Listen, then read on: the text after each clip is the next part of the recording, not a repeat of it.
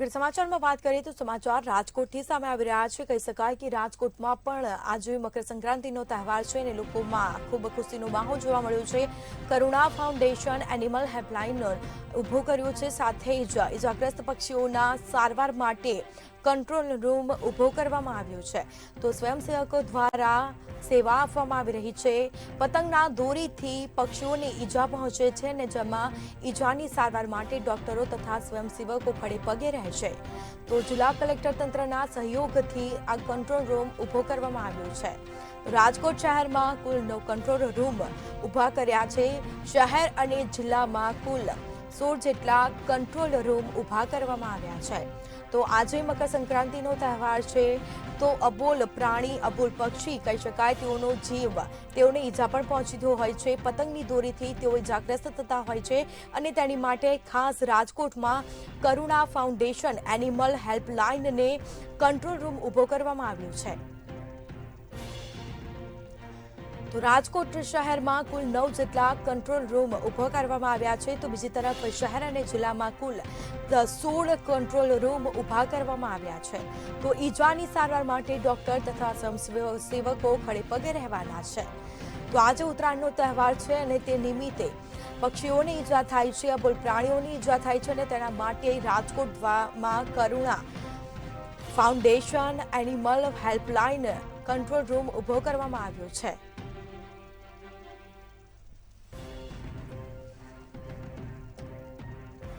તો રાજકોટ શહેરમાં કુલ 9 જેટલા કંટ્રોલ રૂમ ઊભા કરાયા છે। તો પતંગના દોરીથી પક્ષીઓને ઈજા પહોંચતી હોય છે અને ઈજાની સારવાર માટે ડોક્ટરો તથા સ્વયંસેવકો ખડે પગે રહેશે।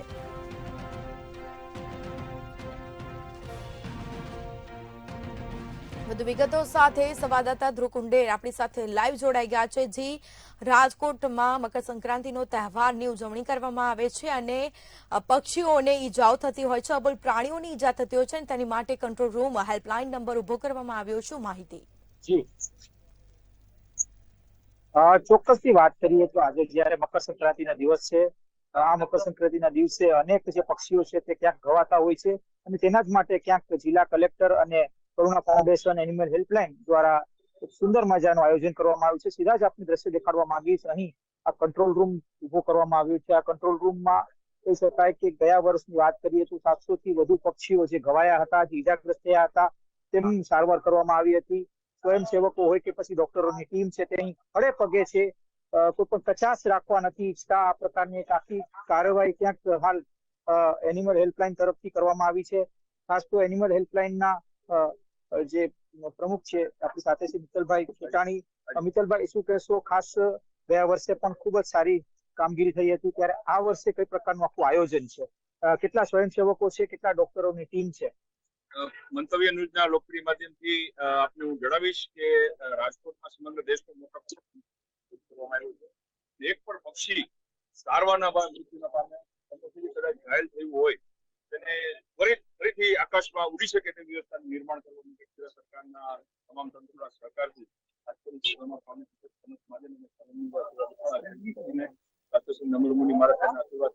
આપ જે જોઈ રહ્યા છો ત્રિકોણબાગ ચોક ખાતે ગુજરાતનો મોટા મોટો કંટ્રોલ કરવામાં આવ્યો છે અને આ પ્રકારના 8 કંટ્રોલ રૂમ અલગ અલગ સિટીમાં કરવામાં આવ્યો છે। ક્વિક રિસ્પોન્સ મળે, પક્ષીઓ ખૂબ નાજુક કરી પાક એકદમ નાજુક સ્થિતિમાં હોય છે ત્યારે મિનિટ્સની પણ વેલ્યુ હોય છે, સેકન્ડની પણ વેલ્યુ હોય છે।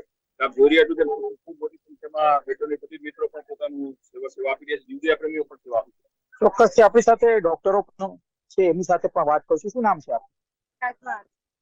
શું કહેશો? ખાસ તો કઈ રીતની સારવાર હોય છે, સારવારની પ્રોસેસ શું હોય છે?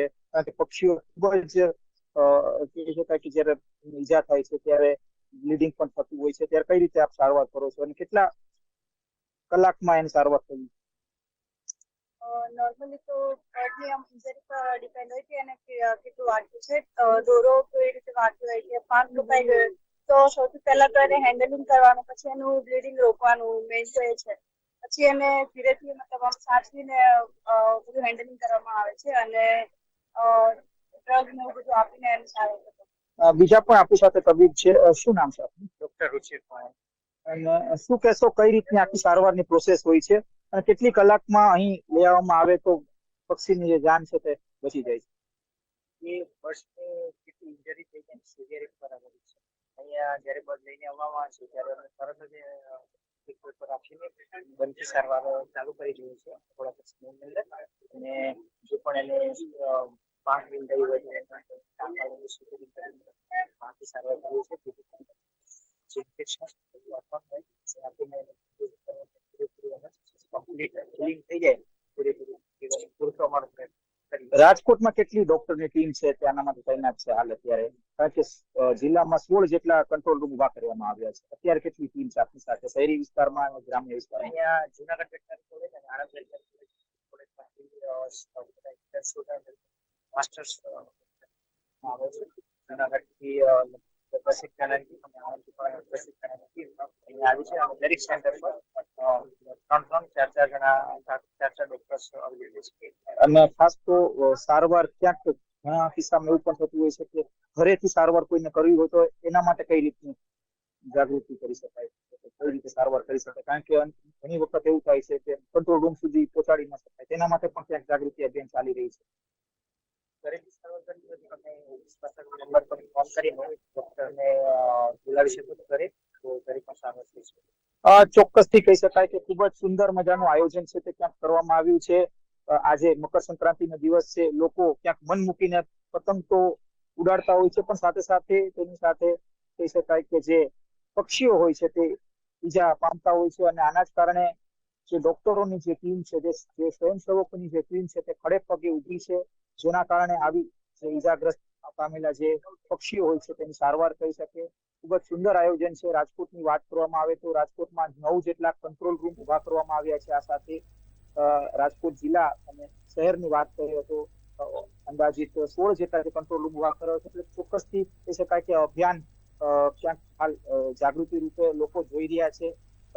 પહેલા જે કિસ્સાઓ આવતા હતા, એટલે કે હજી 1000 થી વધુ જે ઈજાગ્રસ્ત પક્ષીઓ ક્યાંક કંટ્રોલ રૂમમાં આવતા હતા, તે ગયા વર્ષે 700 સુધી પહોંચ્યા છે. એટલે કે લોકો પણ ક્યાંક હાલ અત્યારે જાગૃત થઈ રહ્યા છે. લોકો પણ કહી શકાય કે જે કંટ્રોલ રૂમને પણ સહયોગ કરી રહ્યા છે. જિલ્લા કલેક્ટર હોય કે પછી લોકો હોય, આ તમામ પક્ષીઓ ઈજાગ્રસ્ત ન થાય તેના માટે સહયોગ આપી રહ્યા છે. જી, તમામ જાણકારી આપવા બદલ આપનો આભાર. તો રાજકોટના મકર સંક્રાંતિનો શુભ દિવસ છે અને જેમાં કરુણા ફાઉન્ડેશન દ્વારા એનિમલ હેલ્પલાઇન અને કંટ્રોલ રૂમ એક ઉભો કરવામાં આવ્યો છે. તો ઈજાની સારવાર માટે ડોક્ટર તથા સ્વયંસેવકો ખડેપગે રહેશે.